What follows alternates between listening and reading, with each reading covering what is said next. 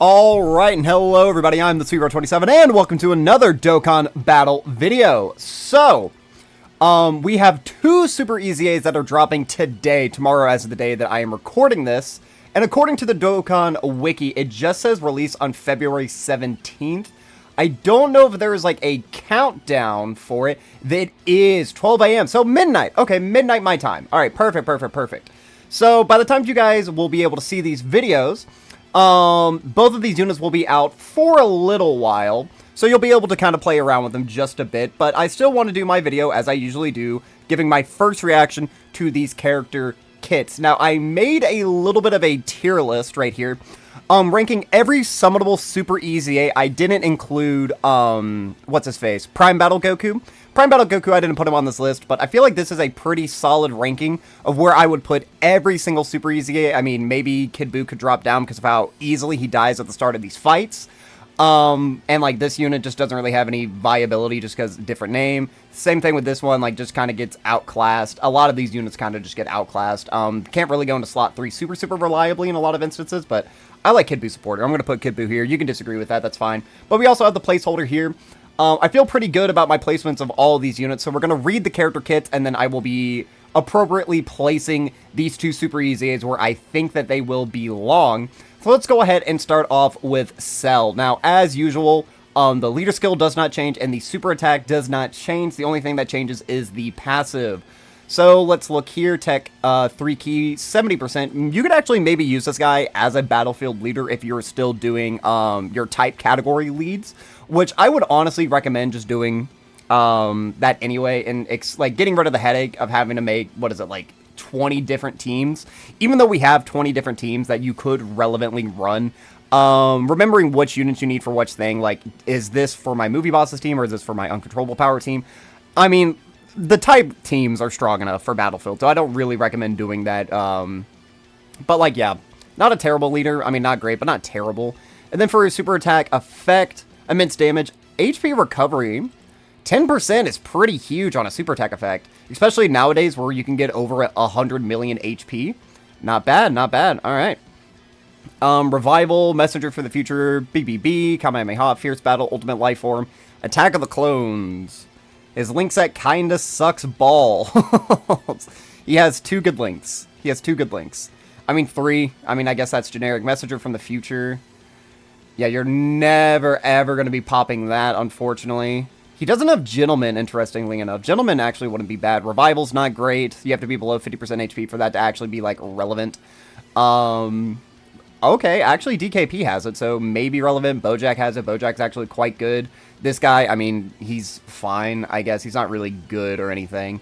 And then he is on a bunch of categories, so he does have that benefit. A lot of versatility, going to be helping out a lot of different teams, especially villain teams if he is good. So let's go ahead and check him out. So his new passive, he changes AGL key spheres to TEQ key spheres. All right. Randomly changes a key sphere of a certain type, except for AGL and TEQ to rainbow, so he's double orb changing already. I love that. He gets an additional 2 key per rainbow key sphere obtained. He has a chance of performing a crit and 20% damage reduction. He has a chance of 50% damage reduction? Or 20%? That kinda sucks. Okay. Launches an additional that has a 50% chance of being a super. When there is a superclass enemy, so they're still continuing this, yeah, right here. So if you're going up against superclass or extreme class character, the unit will perform very differently. If you're going up against superclass, an extra 20% damage reduction and debuffs all enemies by 20% offensively. That's actually not bad. Passive debuffs are good, although right now I can't think of too many of the new difficult fights that allow you to actually debuff. A lot of the difficult fights right now allow you to passively debuff by hitting the enemy. Not necessarily just being able to attack or defensive debuff. So you probably won't get the most amount of usage out of that, but it's still interesting, just in case. If you're going against an extreme... Wait. Oh, when there's another extreme class ally attacking in the same turn. Okay, so he doesn't have an extreme class restriction. Interesting. So if you have him on an extreme class team, or just another extreme class character, all allies get 40% defense, and he gets an extra 20% chance to crit. No, that's for allies. Allies get a 20% chance to crit. Okay. For each key sphere obtained, he gets 50 to stats. For every rainbow key sphere obtained, he has another chance of critting and damage reduction plus 10%, and then 200% when attacking. So AoEs are going to nuke this guy. He's going to get absolutely melted. You only want to bring him up against super class enemies for that debuff and that extra 20% right there. Okay, so 20% damage reduction and 20% crit. Not great.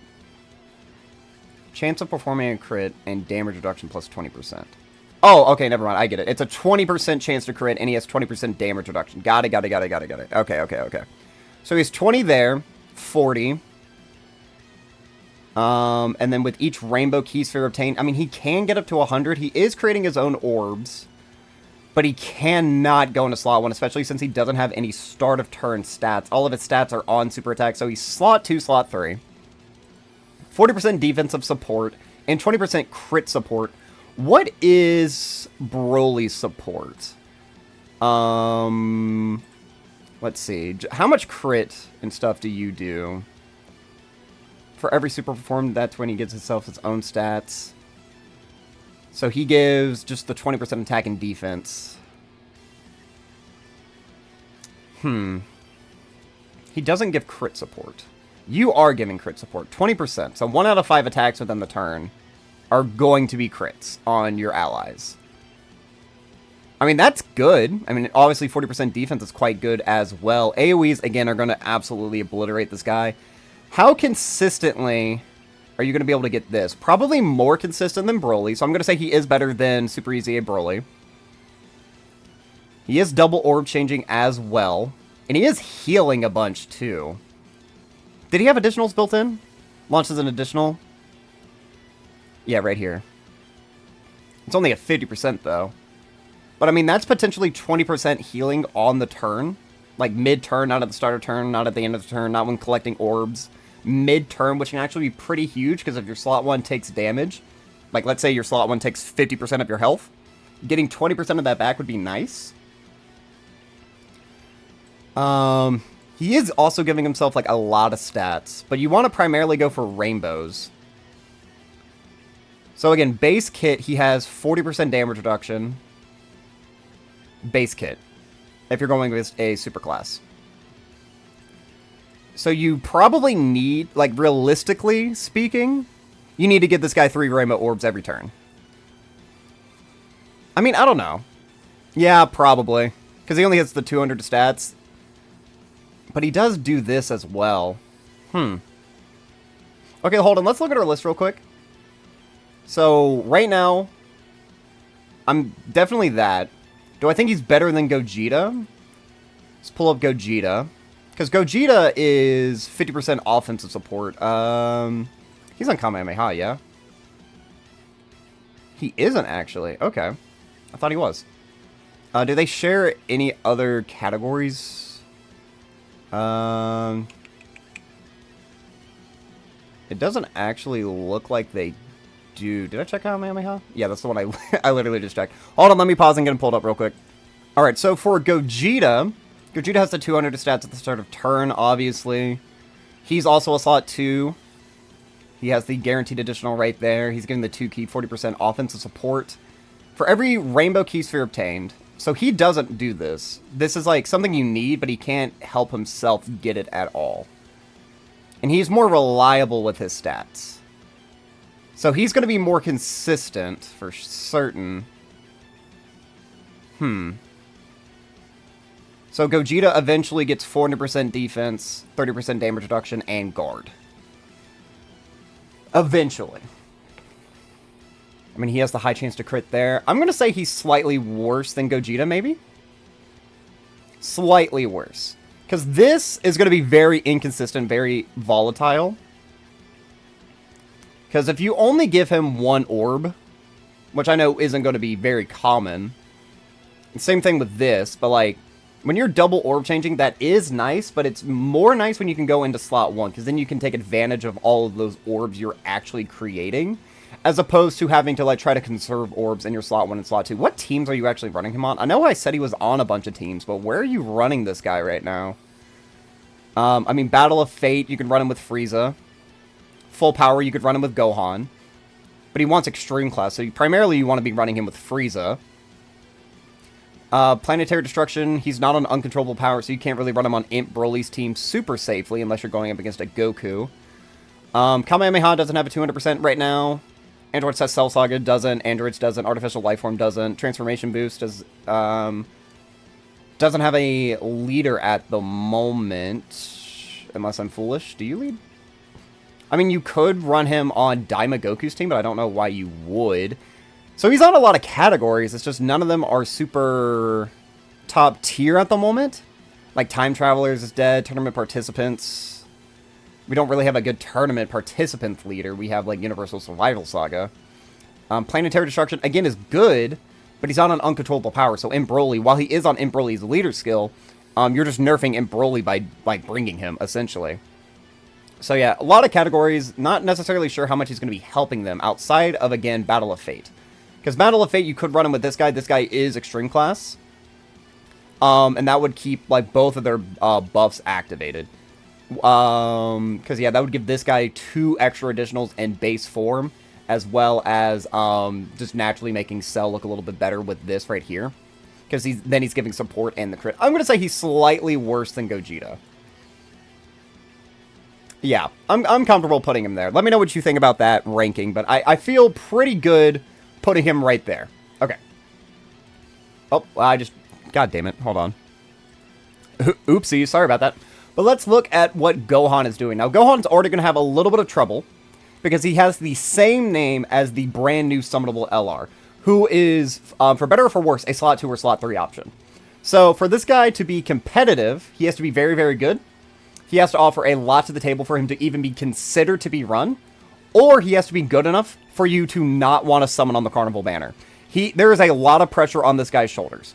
Because if he is good enough that you don't really need the brand new summonable LR, you're only going to be summoning on the banner for Goku and Frieza, I don't necessarily think that's a bad thing. They've done this plenty of times before where they give us a brand new summonable option and then they give us a free-to-play or an EZA of an older unit that fulfills either a very similar role or a different role to try to, you know, just in case you don't get the new one. The one I always think of is Prime Battle Krillin during the Golden Week of 2023. Because during Golden Week 2023, that's when we got the side banner unit Krillin, who was incredible. Super, super good. He was very good in slot 1.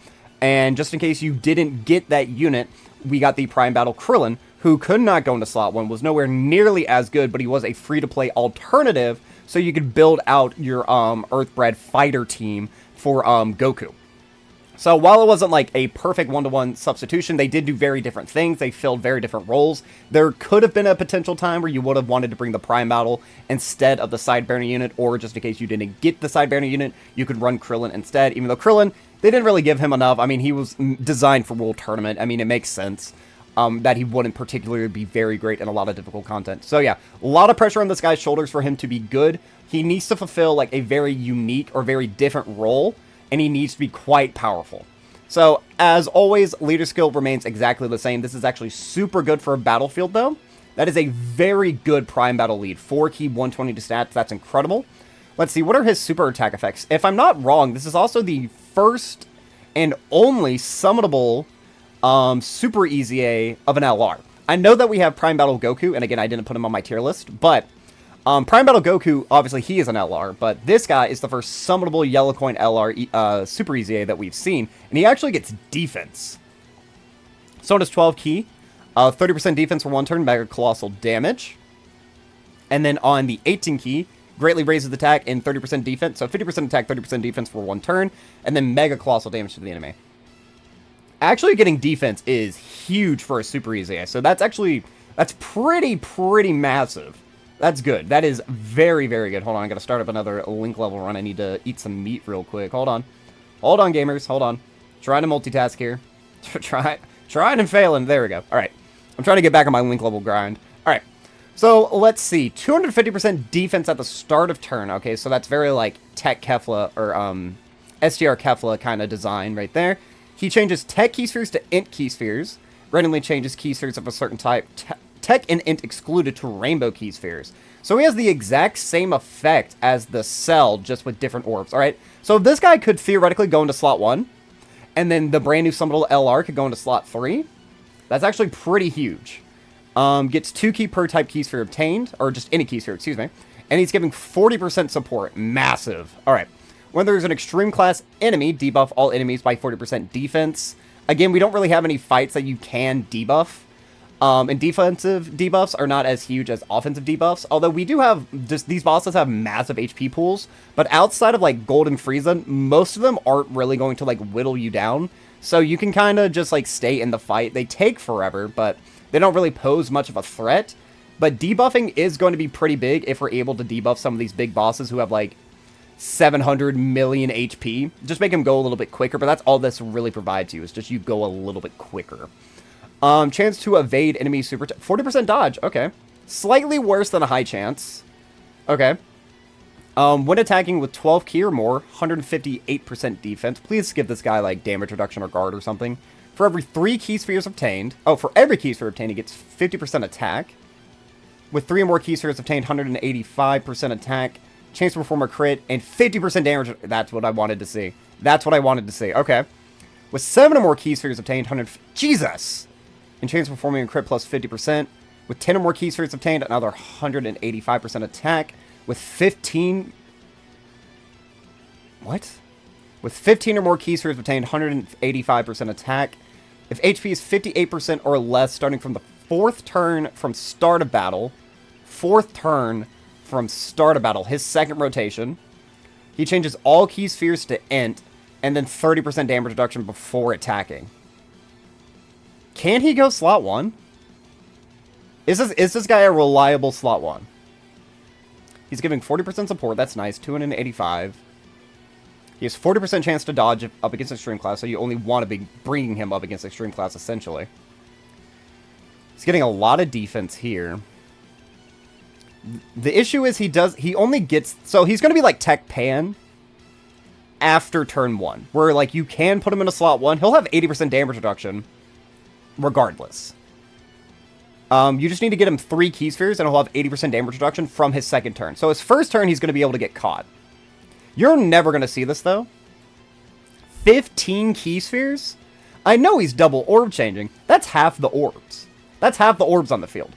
This is going to be super inconsistent. But his second turn, no boss is living this. No boss in the game is living this. That is 24 times 50%. So essentially, you're just multiplying his attack by 12. Whatever his attack stack is, multiply that by 12. Okay. He's getting a lot of defense. He can go slot 1. With the 80%, hell yeah. Especially with him having this and this. Plus, he has a 40% chance to dodge. He's giving really solid support. He's very self-reliant. The only issue is, these are inconsistent. So 7 orbs is going to be your sweet spot. 7 is doable. With double orb changing, 7 is doable. For sure. The only issue is, like, why does he have this then?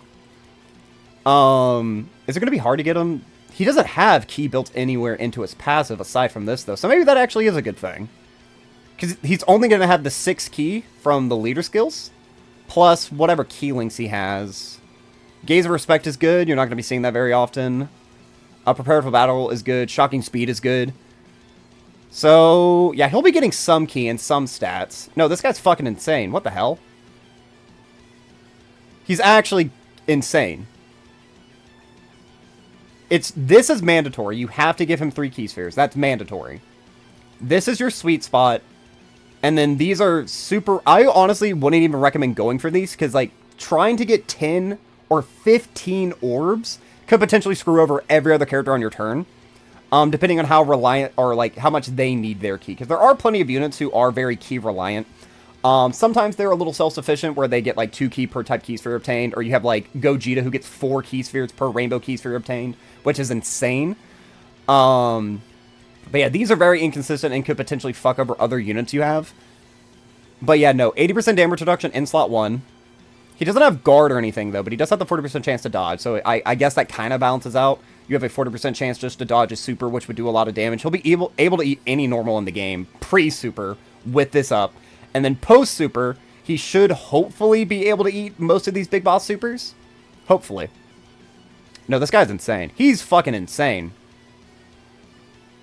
Okay, so hold on. Let's look at this. I think I definitely... Is he... I don't think he's a mistake. Because he's only gonna... Okay, so... The thing is with, Buhan. Let's pull up Buhan. So, Buhan, the issue with him is that he's a god every single fucking turn. He has the 200 stats. He's launching the guaranteed additional. He's creating his own rainbow orbs. He's healing at the end of the turn. He's giving himself massive stats when he's actually supering. Right here, he gives the massive amount of stats per key sphere obtained. He has the 66% damage reduction and 66% chance to crit. He can do this genuinely every single turn. Okay? That's the issue with him. Every single turn with this guy is a god turn. We look at you. You have one god turn, and it's your second turn. So how do you play this guy? Turn 1, you put him in slot 2 or 3. Probably you float him, actually. On his first turn, you float him. And then when he comes back around, he's already in slot 1. So if there's like a locking boss, he's guaranteed to be in slot 1. We have a couple of locking enemies.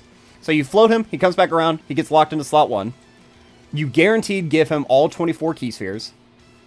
And then you just kill literally any boss in the game. So again, multiplying his attack by 12. And then you're adding 1.58, 1, 2, 3, 4 separate times with a 50% chance to crit, 80% damage reduction in slot 1. This guy's crazy. This guy is insane. And then every turn thereafter, you just try to keep him in slot 1, and you try to give him this sweet spot right here to get 7 orbs. That way he's going to be hitting incredibly hard. He has the 50% chance to dodge, 80% chance of, or 80% damage reduction, 50% chance to crit. In slot 1, he has the 40% chance to dodge just in case there's a super that he cannot live. He's good, and he works well. Again, he works well. My biggest issue was, I know this isn't the correct unit, but my biggest issue was how was he going to work with the brand new summonable Gohan. You just float Gohan. Now, the issue is, do you want to realistically be floating Gohan? Because I've seen this Gohan do some insane attack stat numbers. Realistically, is the Super EZA better? Hold on, wait a minute. Is the Super EZA better? I mean, this guy is better, assuming you're going against multiple enemies. Because with his intro, if there's one enemy, you're guaranteed launching an additional as a 30% chance of being a super. And then you have 2 more guaranteed additional supers for 4 turns. Right, so that right there is your 18 key, this right here, and then you launch 2 more, and then you have your hit potential, hit potential system, that's 5. So he can do 5 supers a turn, all of which are giving him 30% attack and defense for 1 turn. And then he also has this passive build-up right here. No, I actually do. I actually do think that the Super EZA is better. Not as a leader by any means, but like, just look at all the... Like, this is a novel, dude. This is a fucking novel. They both have the 250 to stats. This guy has guard and damage reduction, but it's only 20%. Only 20% damage reduction, so you absolutely can put this guy in slot 1. Do they do too much damage? Do these units do too much damage? Like, this guy will. If you're going against, like, Goku and Frieza, this guy will lose you your run. Unless he can outright kill, like, 17 and Golden Frieza, which he may be able to. He doesn't have additionals built anywhere into his passive, though. So I would probably recommend building this guy full additional. I'm not even going to lie, because I think the 80% damage reduction in slot 1, you just have to keep him safe for 1 turn. He has 1 turn. Actually, no, I lied. I've been wrong this whole time. It's only when HP is 58% or less can he go into slot 1. Okay, so, yeah, no, he's not better than the LR. Because this, ladies and gentlemen, is what we call inconsistent. Okay. They had to balance him somehow. So now they don't have synergy. Unless you're below 58% HP, they don't have synergy.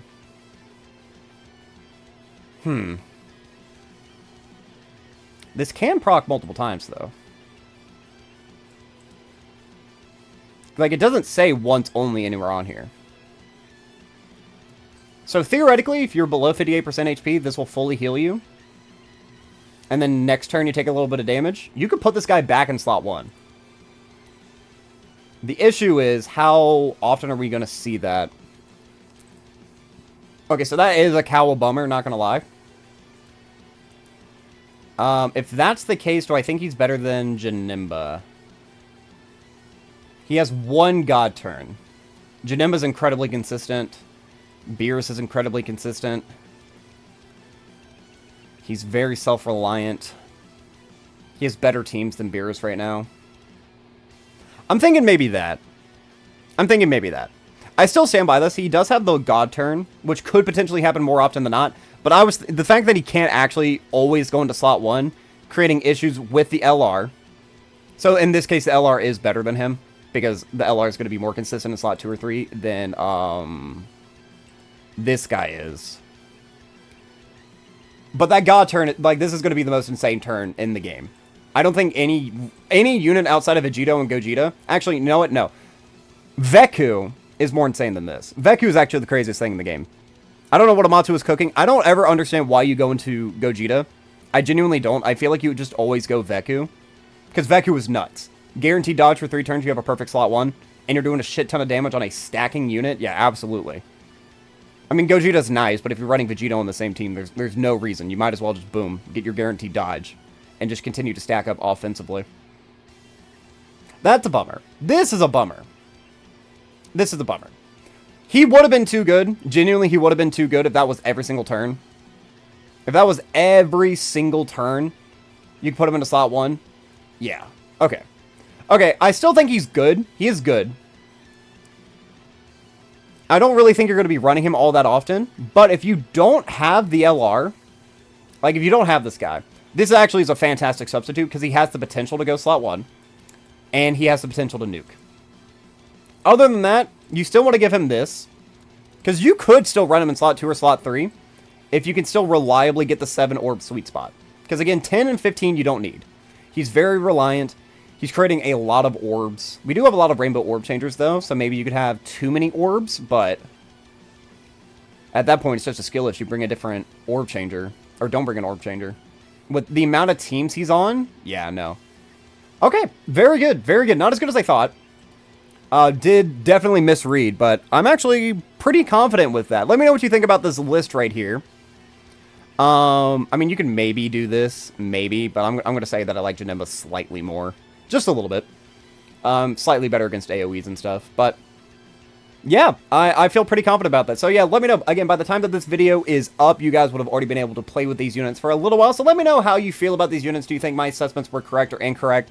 I am dying to know. But yeah, that is going to be all for this time, guys. I've been the Super27. I'm a variety Twitch streamer and an up-and-coming PNG tuber trying to make it big in the world. I have a Twitter and a Twitch, the links to which can be found in the description of this video. And while you're down there, don't forget to like, subscribe, share me around, and leave me a comment, positive, negative, or indifferent. I would love just any sort of interaction I can get from you all. But yeah, that's going to be all for now. So, as always, I'm in the Super27, and I am signing off.